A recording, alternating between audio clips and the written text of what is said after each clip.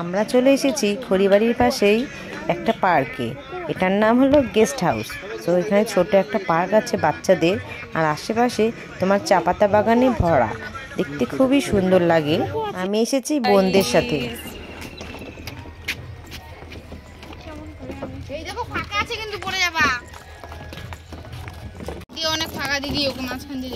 মাঝখান দিয়ে চলো, যাও যাও, চলো চলো চলো চলো। আমার লেগেছে ঠান্ডা, তার জন্য একটু সর্দি কাশি আমার আছে।